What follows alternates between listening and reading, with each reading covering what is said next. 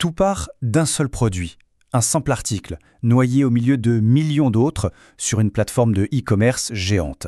Sauf que cet article-là, il va déclencher une véritable tempête. Et il va mettre en lumière une bataille bien plus grande, qui touche au commerce, à notre sécurité et même à la souveraineté des États. Allez, on entre tout de suite dans le vif du sujet. On va commencer par le début de l'affaire, un rapport qui a fait l'effet d'une bombe, autant pour le public que pour les autorités. On est fin 2024. La DGCCRF, c'est la répression des fraudes en gros, fait une découverte pour le moins alarmante sur Chine, un des mastodontes mondiaux de la vente en ligne. Les termes qu'ils emploient sont crus, ils sont directs et ils décrivent une réalité absolument choquante.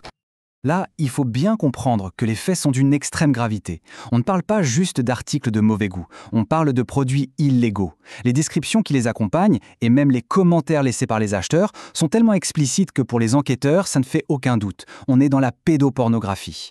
L'affaire est donc immédiatement transmise à la justice, et Shein finit par retirer les produits.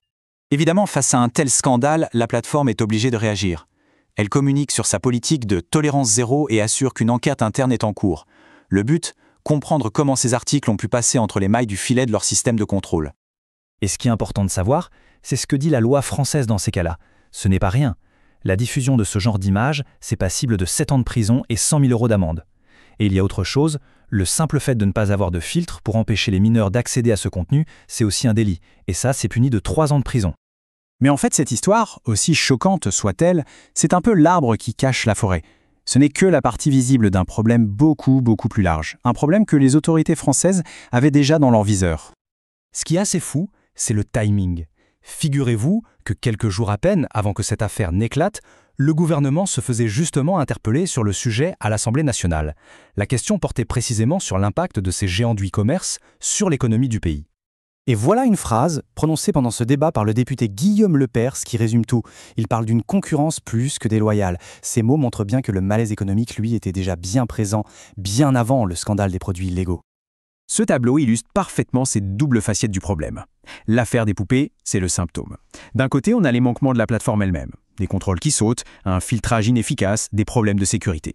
Et de l'autre, on a les conséquences à l'échelle de tout un pays. Une concurrence jugée déloyale, un déficit commercial qui explose et une menace directe pour les entreprises et les emplois locaux.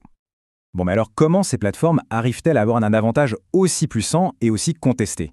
Pour le comprendre, il faut regarder d'un peu plus près la mécanique économique qui est derrière tout ça.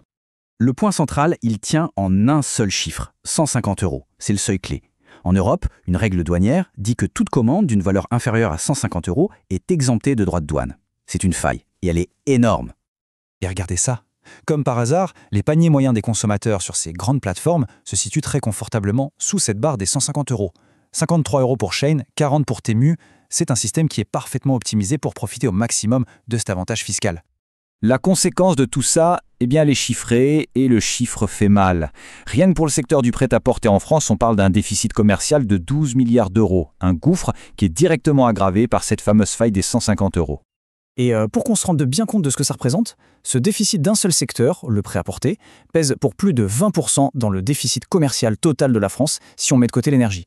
C'est tout simplement colossal. Alors, face à une situation pareille, qu'est-ce qu'un gouvernement peut faire ? Quels sont les leviers d'action possibles pour essayer de rééquilibrer la balance ? L'un des principaux outils sur la table, c'est le fameux DSA, le Digital Services Act. C'est un règlement européen assez récent et très important qui vise justement à rendre les plateformes en ligne beaucoup plus responsables de ce qui est vendu ou publié chez elles.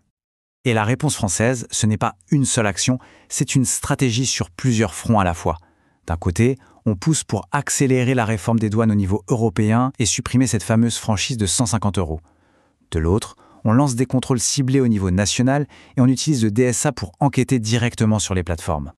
Le nerf de la guerre, ici, c'est le temps. À l'origine, la réforme des douanes européennes ne devait pas être appliquée avant 2028. L'objectif de la France, c'est de mettre la pression pour que tout soit en place d'ici 2026. Gagner 2 ans dans ce domaine, c'est crucial. Et tout ça, ça nous amène finalement à la question de fond, au défi fondamental qui se cache derrière toute cette affaire.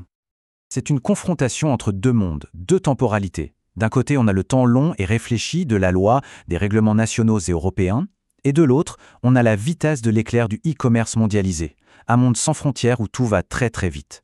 C'est une véritable course contre la montre. Ce qui nous laisse avec une question assez vertigineuse. À une époque où quelques clics suffisent pour acheter n'importe quoi depuis n'importe où dans le monde, comment un pays peut-il encore faire respecter ses règles, ses normes sociales, environnementales, ses valeurs? Qui est vraiment aux commandes? La question, aujourd'hui, reste entièrement posée.